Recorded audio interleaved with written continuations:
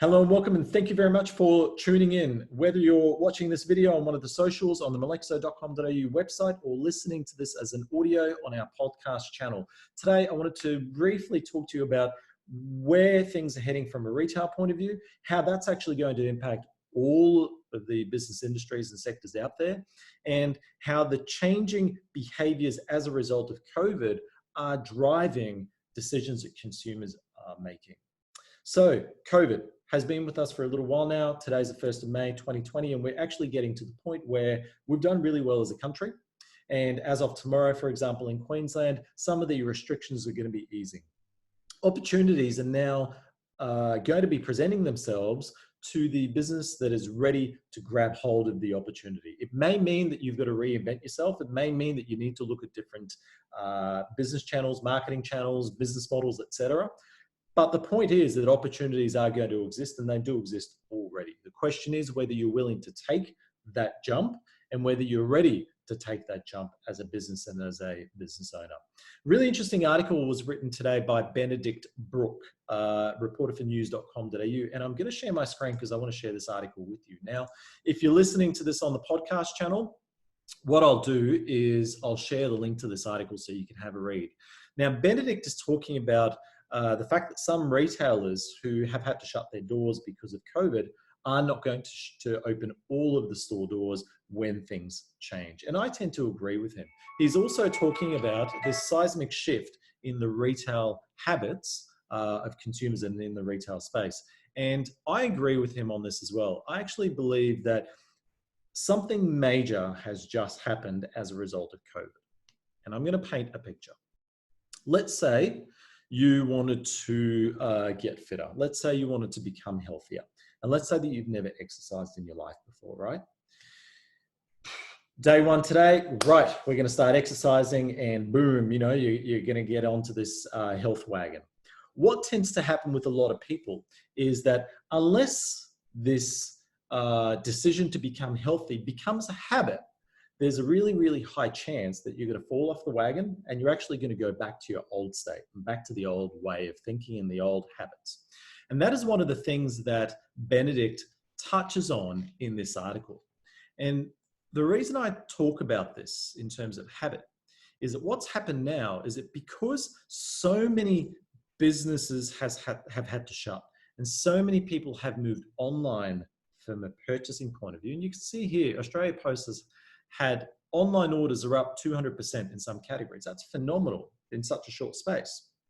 What's happened is that going online has become more of a habit for a lot of people out there, and going online has become something that we just now do collectively as a society, more so than ever before, and certainly more so than pre-COVID.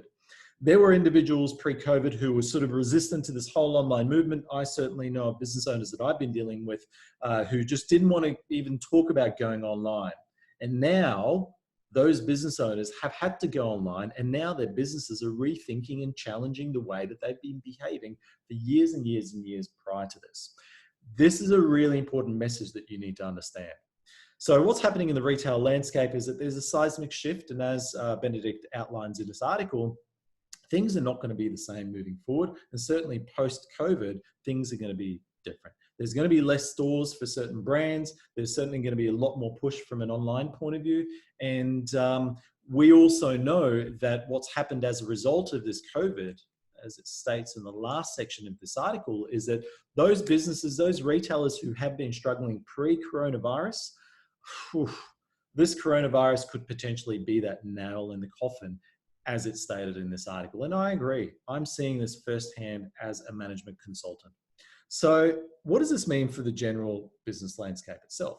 Well, what it means is that when the consumers change their habits in terms of the way that they're interacting with the retailers and their day-to-day shopping activities, it also means that they're going to be expecting this sort of activity and this sort of technology to be everywhere, which means that if they're dealing with a manufacturing business in their own businesses, if they're dealing with an import business, an export business, whoever it might be from a business point of view, they're going to be expecting this across the board.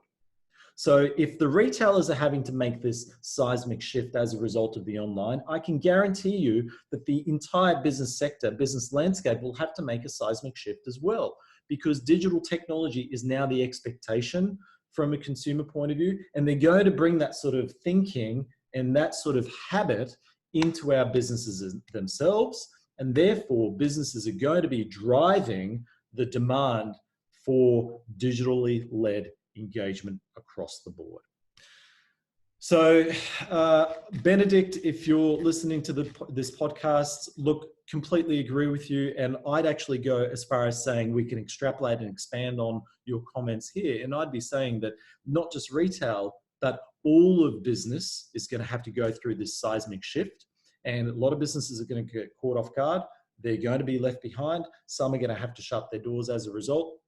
And many are certainly going to have to rethink the way that they're operating in the current environment, and certainly moving forward.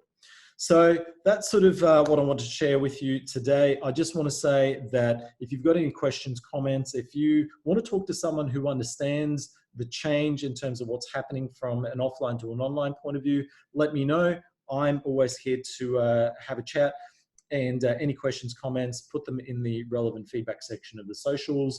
Get on our website, malekso.com.au, shoot me a message, send me an email, peter@malekso.com.au, and let's have a chat about your business situation, and let's see if we can help you create the future for your organization.